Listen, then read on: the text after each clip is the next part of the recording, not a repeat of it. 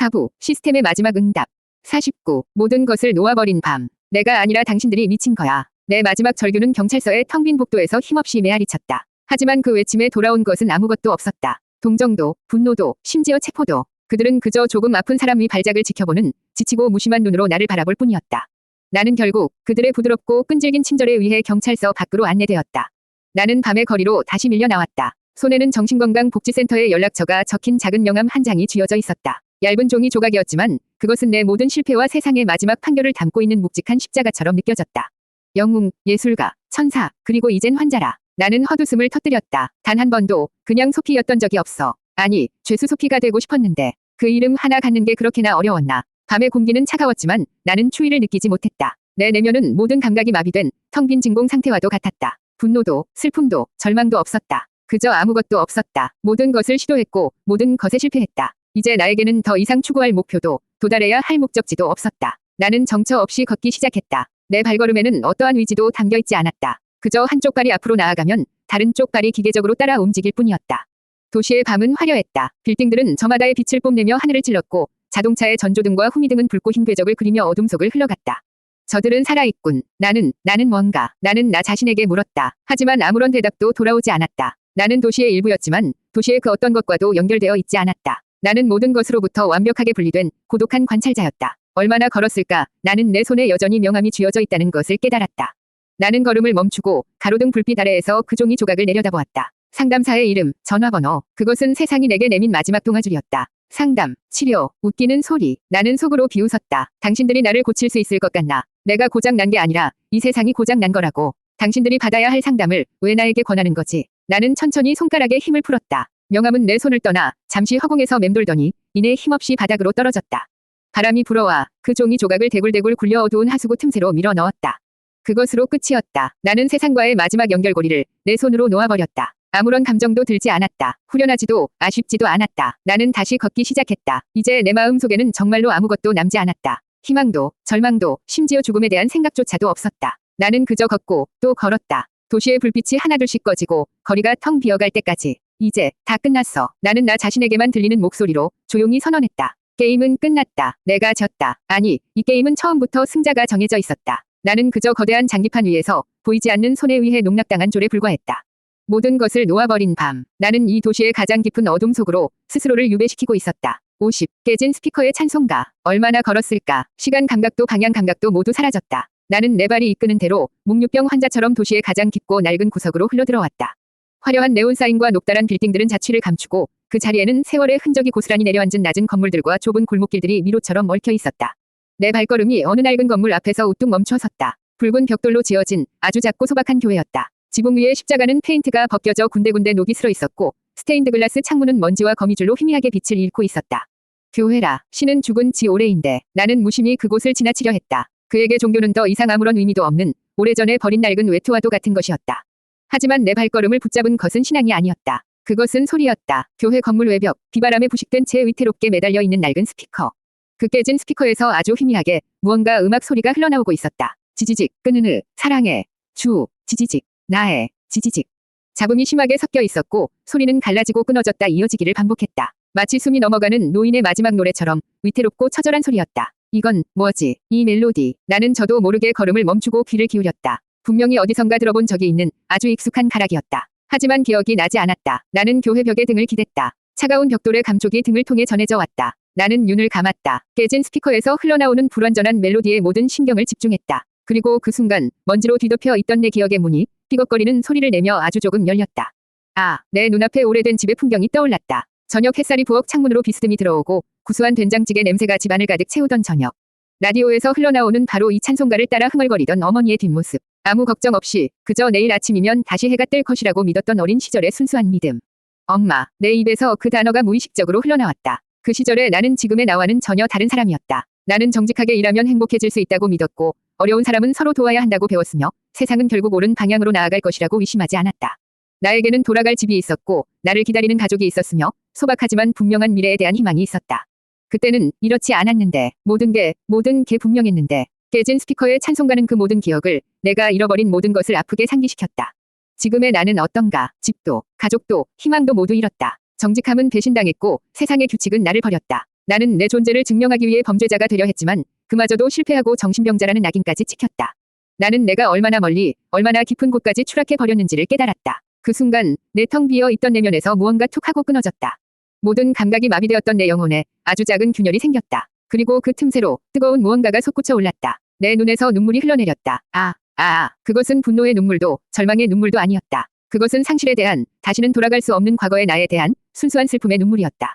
나는 낡은 교회 벽에 기댄 채 어린아이처럼 소리 없이 흐느꼈다. 이것이 내 첫 번째 눈물이었다. 거리로 내몰린 이후 처음으로 흘리는 진짜 눈물. 깨진 스피커의 찬송가는 밤새도록 내 상처 입은 영혼을 위로하듯 끊어질 듯 이어지며 낡은 골목을 채우고 있었다.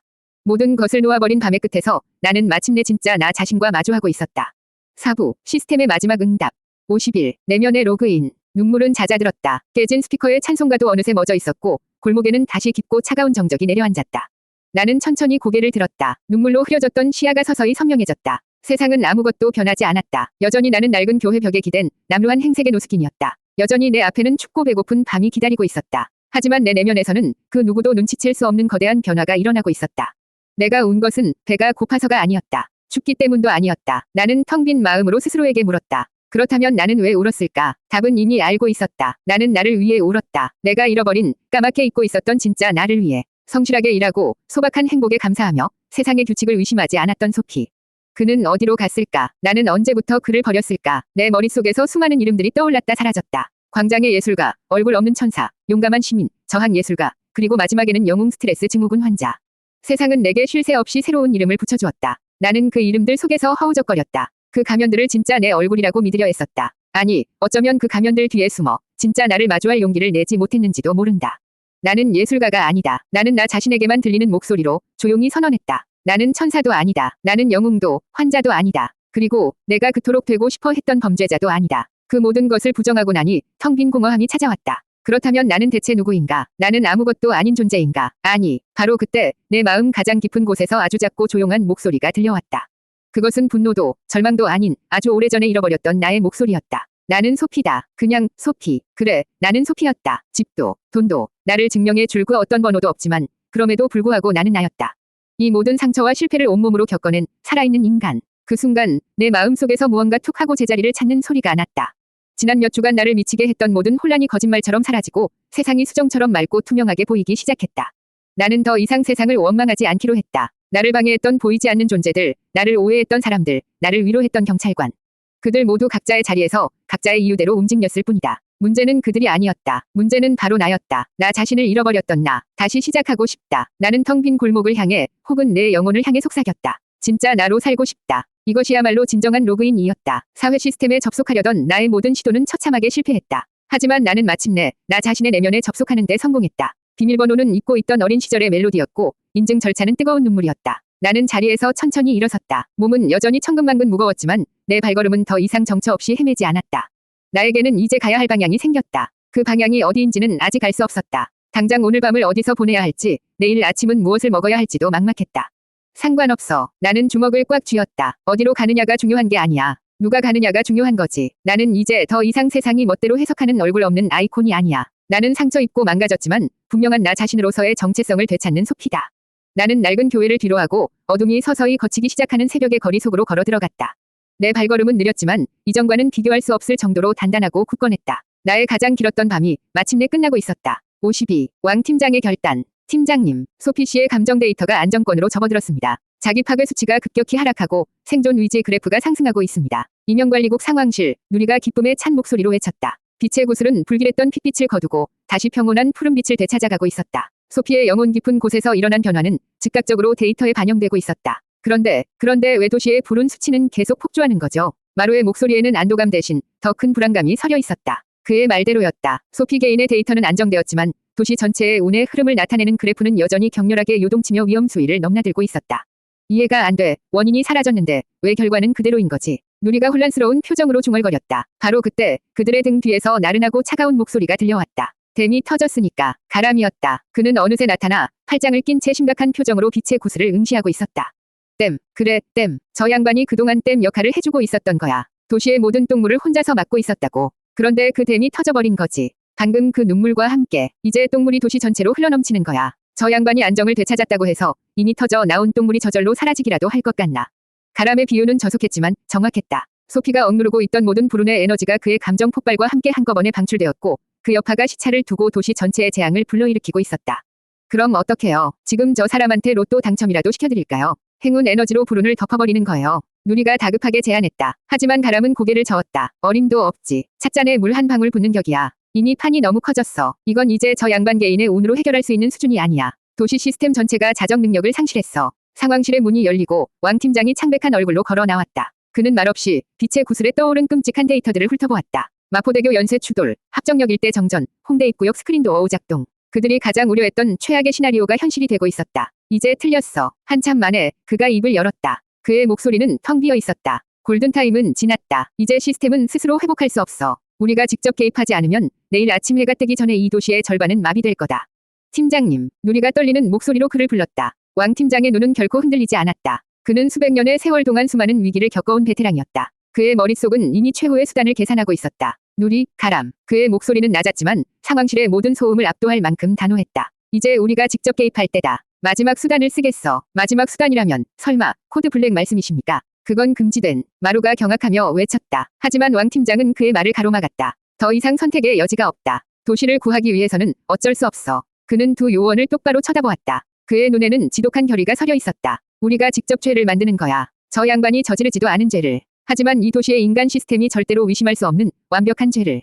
네, 죄를 만들어요. 누리가 되물었다. 그래, 저 양반은 지금 새로운 삶을 살겠다고 결심했지. 하지만 지금의 저 양반은 너무 깨끗해. 시스템에 접속할 수 있는 아무런 권한이 없어. 그렇다면 우리가 직접 그 권한을 만들어주는 거다. 범죄자라는 이름의 가장 확실하고 강력한 접속 코드를. 왕 팀장은 가람을 향해 고갯짓을 했다. 가람, 너는 저 양반의 과거 기록을 전부 훑어봐. 가장 그럴듯한 시나리오를 짜. 증오 관계에 있던 인물, 해결되지 않은 금전 문제, 뭐든 상관없어. 우리가 써먹을 수 있는 가장 완벽한 이야기를 찾아내. 그리고 그는 누리를 향해 말했다. 누리, 너는 증거를 만들어. 내 빛의 힘을 이용해 가람이 만든 시나리오에 맞는 완벽한 물증을 조작하는 거야. 인간들이 눈을 완벽하게 속일 수 있는 그 어떤 과학수사로도 밝혀낼 수 없는 증거를. 그것은 위험천만한 도박이었다. 인간의 삶에 직접 개입하여 없는 죄를 만들어 한 사람의 인생을 조작하겠다는 것. 이명관리국의 가장 큰 금기를 깨는 신의 영역에 도전하는 행위였다. 하지만 팀장님, 그건 소피 씨에게 너무 잔인한. 누리가 차마 말을 잇지 못했다. 알아. 왕 팀장은 눈을 감았다. 하지만 이것이 저 양반을 그리고 이 도시를 구할 수 있는 유일한 방법이다. 우리는 그에게 억울한 누명을 씌울 것이다. 그리고 그 대가로 그가 그토록 원했던 시스템으로의 접속을 선물하는 거지. 이것이 우리가 할 수 있는 최악이자 최선의 선택이다. 사부, 시스템의 마지막 응답. 53. 새로운 아침을 향한 결심. 나는 밤새 걸었다. 더 이상 어둠 속을 헤매는 유령의 걸음이 아니었다. 그것은 길고 긴 터널의 끝에서 희미한 빛을 발견한 생존자의 발걸음이었다. 나는 소피다. 그래, 그냥 소피. 그 단순한 사실 하나가 내 세상의 모든 것을 바꾸어 놓았다. 도시의 풍경은 여전히 차갑고 무심했지만 나는 더 이상 그 속에서 나를 이방인이라고 느끼지 않았다. 나는 이 도시의 일부였다. 상처 입고 버려졌지만 그럼에도 불구하고 이 도시의 아스팔트 위에 두 발로 서 있는 분명한 존재. 동쪽 하늘이 서서히 푸른 빛을 머금기 시작했다. 밤의 장막이 걷히고 새로운 아침이 도시의 윤곽을 드러내고 있었다. 나는 걸음을 멈추고 강변의 작은 공원 벤치에 앉아 그 광경을 지켜보았다. 빌딩 숲 너머로 붉은 기온이 피어오르더니 이내 눈부신 아침 해가 솟아올랐다. 아, 나도 모르게 작은 탄성을 내뱉었다. 아주 오랜만에 해가 뜨는 모습을 처음부터 끝까지 지켜보았다. 이전에 나에게 아침은 그저 또 다른 하루의 고통이 시작되는 신호에 불과했다. 하지만 오늘 아침의 햇살은 달랐다. 그것은 마치 내 상처 입은 영혼을 어루만지는 따뜻한 위로의 손길처럼 느껴졌다. 어둠은 반드시 물러간다. 그리고 아침은 반드시 온다. 너무나도 당연해서 잊고 있었던 그 단순한 진리가 내 가슴에 깊은 울림을 주었다. 나는 결심했다. 그래, 해가 뜨면 새 삶을 시작하는 거야. 나는 벤치에서 일어섰다. 그것은 거창한 계획이나 원대한 포부가 아니었다. 그것은 그저 오늘 하루를 소피로서 살아내겠다는 조용하고도 굳건한 다짐이었다. 더 이상 시스템에 접속하기 위해 범죄를 저지르지 않을 거야. 더 이상 세상이 씌워준 허울에 갇혀 나를 잃어버리지도 않을 거야. 나는 내 현실을 있는 그대로 받아들이기로 했다. 나는 집이 없고 돈이 없고 신분을 증명할 방법도 없어. 이 사회의 가장 약한 고리 중 하나지. 앞으로의 삶은 분명 고되고 험난할 거야. 어쩌면 어제보다 더 춥고 배고픈 날들이 계속될지도 몰라. 하지만 두렵지 않았다. 괜찮아. 이제 나에게는 이전에는 없었던 것이 있으니까. 바로 나 자신이잖아. 나는 이제 내가 누구인지 무엇을 원하는지를 안다. 나는 그저 평범하게 인간답게 살고 싶었다. 정직하게 땀 흘리고 그 대가로 따뜻한 밥을 먹고 누구의 시선도 위식하지 않고 두 발 뻗고 잠들 수 있는 작은 공간. 그것이 전부였다. 우선 다시 무료 급식소를 찾아가자. 그리고 이혜진 변호사. 그녀에게 연락할 방법을 찾아보는 거야. 그녀의 도움을 받아 법의 테두리 안에서 소피 로서의 권리를 되찾기 위한 첫걸음을 내딛는 거다. 나는 주먹을 가볍게 쥐었다 폈다. 힘이 솟는 것 같았다. 내 발걸음은 더 이상 망설임이 없었다. 나는 새로운 아침을 향해 나의 두 발로 당당히 걸어가기 시작했다. 54. 어깨 위에 차가운 손. 내 발걸음은 가벼웠다. 지난 몇 주간 내 어깨를 짓누르던 모든 무게들이 사라진 듯했다. 아침의 거리는 활기로 가득 찼다. 출근하는 사람들, 등교하는 아이들, 가게 문을 여는 상인들. 모두가 새로운 하루를 시작하고 있었다. 나 역시 그들 중 한 명이었다. 나도 다시 시작하는 거야. 나는 콧노래를 흥얼거리고 싶다는 생각마저 들었다. 어젯밤 내 영혼을 씻어주었던 낡은 교회의 찬송가 멜로디. 나는 그 멜로디를 떠올리며 희망의 찬걸음을 내디뎠다. 모든 것이 좋아질 것 같았다. 아니, 반드시 그렇게 만들 것이었다. 내가 막 횡단보도를 건너려던 참이었다. 파란 불이 켜지기를 기다리며 다른 사람들과 함께 인도 끝에 서 있었다. 내 눈은 길 건너편 아침 햇살에 반짝이는 도시의 풍경을 향해 있었다. 내 마음은 이미 저 길 너머의 새로운 시작을 향해 달려가고 있었다. 바로 그 순간 내 어깨 위로 차가운 무언가가 툭 하고 얹혔다. 그것은 기계처럼 차갑고 무겁고 단호한 손길이었다. 그 어떤 감정도 온기도 담겨있지 않은 오직 목적만을 가진 움직임. 나는 그 감촉을 본능적으로 알 수 있었다. 그것은 내가 지난 몇 주간 그토록 갈망하고 꿈꾸고 또 실패했던 바로 그 감촉이었다. 안 돼. 내 심장이 쿵 하고 바닥으로 떨어졌다. 시간의 흐름이 갑자기 느려지는 듯했다. 주변의 모든 소음이 멀어지고 내 귓가에는 오직 내 심장 소리와 등 뒤에서 들려오는 낮고 무감각한 목소리만이 선명하게 들려왔다. 소피 씨, 맞으시죠? 나는 천천히, 아주 천천히 고개를 돌렸다. 내 등 뒤에는 두 명의 남자가 서 있었다. 그들은 정장을 입고 있었지만 그들의 고준 자세와 날카로운 눈빛은 그들이 평범한 회사원이 아님을 말해주고 있었다. 그들은 경찰이었다. 제복을 입지 않은 형사. 어떻게, 왜? 내 머릿속이 하얗게 비어버렸다. 어깨를 붙잡은 남자는 내 품 안에서 작은 수첩을 꺼내 펼쳐 보였다. 그곳에는 내 사진과 함께 체포영장이라는 붉은 글씨가 선명하게 찍혀 있었다. 당신을 사기 및 공갈 협박 혐의로 긴급 체포합니다. 익숙하지만 너무나도 낯선 문장들이 내 귓가에 기계적으로 박혀왔다. 사기, 공갈 협박. 나는 무슨 말인지 이해할 수 없었다. 내 모든 범죄 계획은 실패하지 않았던가. 당신은 묵비권을 행사할 수 있으며 변호사를 선임할 권리가 있습니다. 나는 아무런 저항도 하지 않았다. 아니, 할 수 없었다. 내 팔에 차가운 쇠고랑이 채워지는 감촉이 느껴졌다. 철컥, 그 소리와 함께 내 새로운 아침은 시작과 동시에 막을 내렸다. 나는 모든 것을 포기하고 새로운 삶을 살기로 결심한 바로 그 아침에 내가 저지르지도 않은 죄의 이름으로 체포되었다. 내가 그토록 원했던 결과였지만 가장 원하지 않았던 방식이었다. 이 도시의 부조리한 희극은 마지막 순간까지 내 뒤통수를 치는 것을 잊지 않았다. 나는 형사들에게 이끌려 무표정한 얼굴로 뒤를 돌아보았다. 횡단보도의 신호등이 막 파란불로 바뀌고 있었다. 사람들은 새로운 아침을 향해 힘차게 걸어가고 있었다. 나만 빼고